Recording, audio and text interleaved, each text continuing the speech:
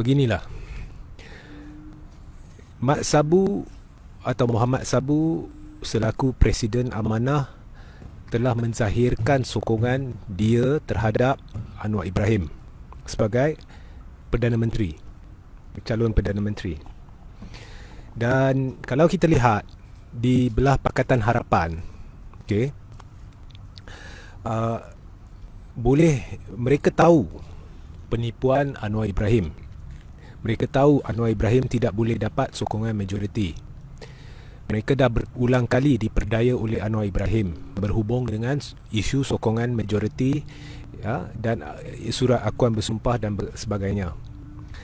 Mereka tahu bahawa Datuk Seri Anwar Ibrahim bersubahat dengan Datuk Seri Dr. Ahmad Zahid Hamidi dan Datuk Seri Najib Tun Razak, ya, atau kartel UMNO yang bermasalah, tim A ni, atau puak kleptokrat.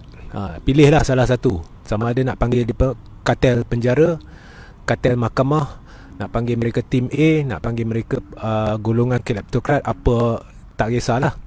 Tapi mereka tahu Anwar sedang bekerjasama dengan ketiga-tiga mereka dan rancangan jangka panjang Anwar bersama Najib dan Zahid. Okey. Tetapi kemelut yang melanda pembangkang ini sehingga hari ini, okey, disebabkan bukannya oleh Anwar. Anwar pencetus. Anwar memang punca segala masalah di dalam Pakatan Harapan semenjak dia keluar penjara. Okey, yang bawa Pakatan Harapan ke tampuk kepimpinan negara sehingga menerajui kerajaan adalah Tun Dr. Mahathir Mohamad. Pada ketika itu Anwar berada dalam penjara, semuanya berjalan dengan lancar. Okay, keluar je Anwar dari penjara, bermulalah pelbagai isu di dalam Pakatan Harapan. Bermulalah tak sampai 3 bulan Tun Dr. Mahathir Mohamad menjadi Perdana Menteri, bermulalah isu peralihan kuasa dan sebagainya, ya. Okey, seolah-olah Mahathir telah memungkiri janji, walhal itu baru 3 bulan selepas Pakatan Harapan mentadbir negara. Okey, dan Anwar akan kerahkan kuncu-kuncu dia seperti otai reformasi, otai-otainya lah di merata, ya, Syed Hussein, untuk keluarkan kenyataan-kenyataan bagi mengecam Mahathir. Dan benda ini berlarutan hari demi hari, bulan demi bulan. Okay. Sampai ahli-ahli parlimen muak dengan Anwar sehingga mereka ingin meninggalkan Pakatan Harapan dan tercetusnya langkah Sheraton. Jadi Anwar punca segala masalah sebelum langkah Sheraton dan selepas langkah Sheraton. Tetapi dia bukanlah yang kita harus salahkan, sebab dia ni berpenyakit. Kita dah tahu masalah dia. Satu Malaysia dah tahu, netizen dah meluat, ahli parlimen dah meluat, semuanya dah meluat.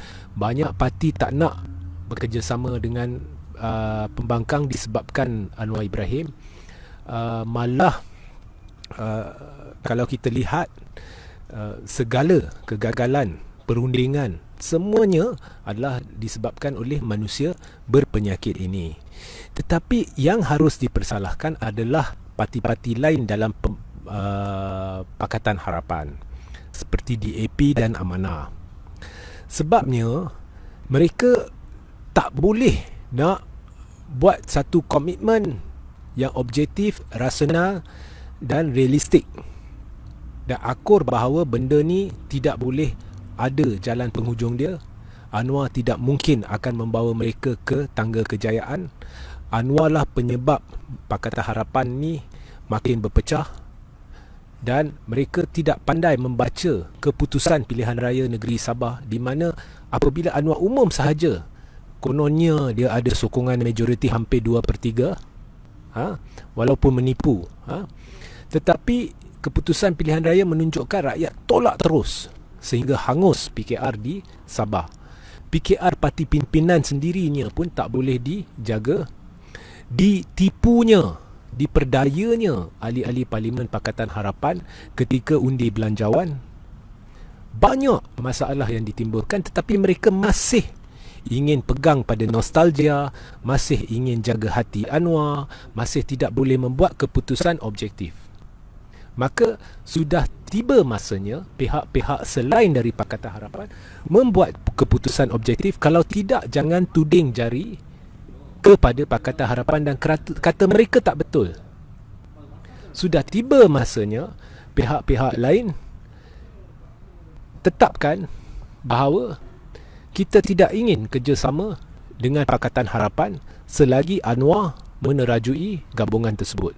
Kita tidak ingin kerjasama dengan Pakatan Harapan selagi Anwar ketua pembangkang. Tetapi itu tidak bermakna tidak boleh kerjasama dengan ahli-ahli parlimen dari Pakatan Harapan. Apa yang pihak lain harus buat ialah fokus beri tumpuan kepada Blok Bebas Kuasa Ketiga, pimpinan Tun Dr. Mahathir Mohamad. Dan sekiranya ada ahli-ahli parlimen dari Pakatan Harapan yang tak puas hati, yang ingin sebahagian daripada blok tersebut, maka jadilah sertailah blok tersebut. Okey? Sebab fokus sekarang, saya fikir selagi pihak-pihak macam Muhammad Sabu ni asyik tidak boleh membuat keputusan, tidak boleh berfikir secara rasional, secara objektif, secara realistik ni, selagi ada masalah ini, selagi itulah tolak mereka terus. Tak perlu nak